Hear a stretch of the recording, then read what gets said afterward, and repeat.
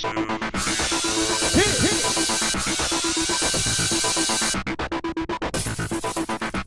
everybody, welcome to another recap of the amazing race. It's getting good. We're getting down to the last few.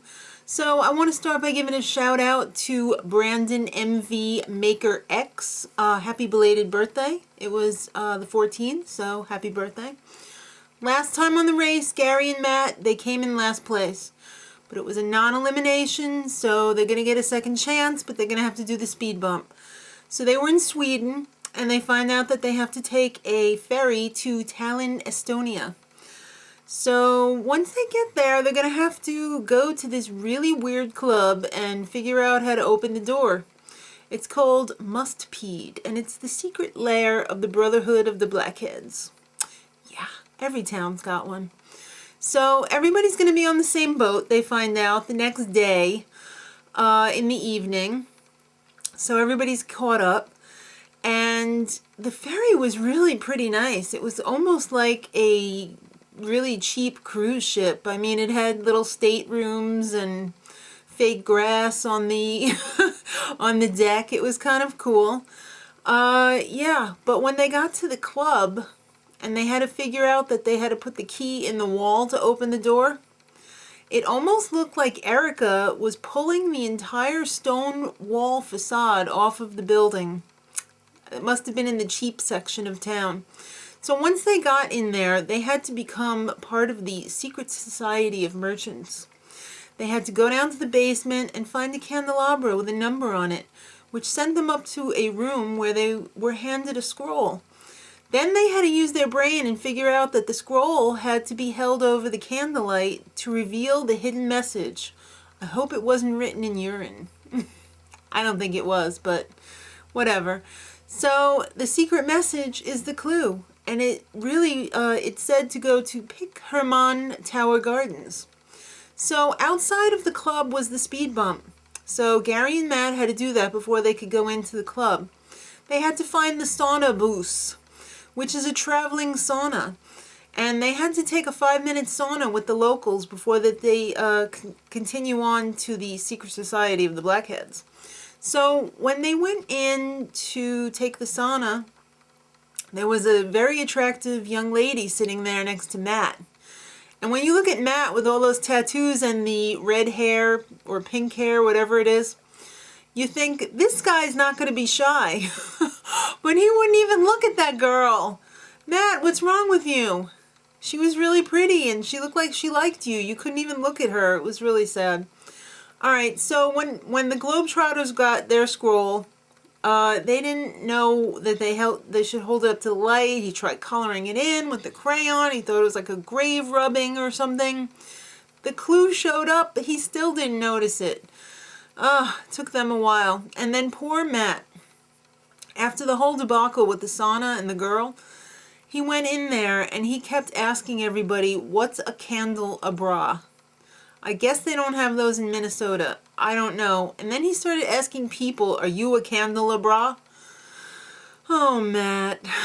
Alright, so once they get to the Pik Herman Tower Gardens, they find out that there's a detour. And they either need to choose serve or sling. So in serve, they have to play mud volleyball and score five points. Why can't I talk tonight? 5 points against the locals.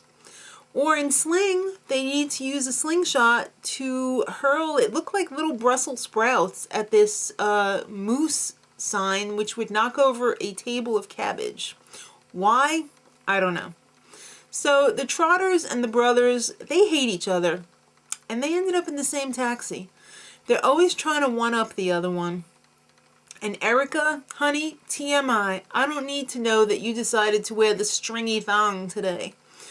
So the father and son, he didn't see the entire clue and he didn't realize it was the garden and not the tower. So they were trying to get into the tower, but then finally they did realize that the clue box was in the garden. So that was good. They still wasted some time doing that though. The taxi drivers, they were kind of getting into the act a little bit. They were calling each other saying, you know, how do you get here? And the other one's like, well, I got this one in my car from the race, and they wouldn't help each other, so I guess it was moot in the end. I don't know. Megan and Shane arrived at the Detour first, and they chose volleyball. And the Trotters and the brothers and Brian and Erica all arrived at the same time. So the Trotters and the brothers took the first 2 open volleyball courts, and that was all of them because there was only 2. So Brian and Erica, instead of just waiting around, decided that they would try the slingshot because they were right next to each other. So I have a question, and if you know the answer, please leave it in the comments. When the brothers were playing volleyball, how many people noticed this? They had to pixel out the brothers' crotch area. Why? Did they have broners? Ugh. Alright, so after the volleyball, it was time for the pit stop. So it's Kiva Raba, and that is an overlook tower that was rising high above the marshes. Really? Because it only looked like it was 10 feet. It looked pretty sad, actually. So first at the pit stop were Megan and Shane, and since they missed out on the Saunabuss, they won a red cedar sauna. Not too shabby. I'll take one of those, thank you. So then the Trotters finished next, but they were going the wrong way. I don't know how you go the wrong way, because the thing was like in plain sight. And when they realized it, Sam and Dan were finished next, so they tried to overtake them.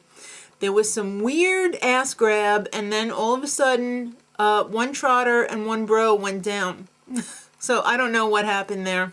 They wouldn't admit anything to Phil. Sam and Dan were checked in second, and the Trotters were checked in 3rd place.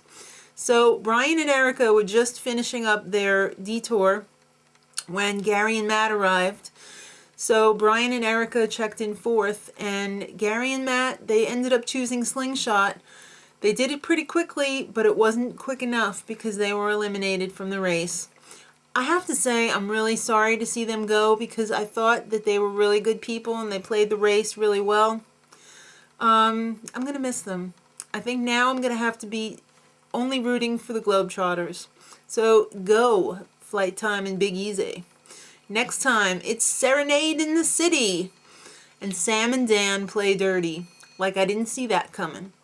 Till next week, much love.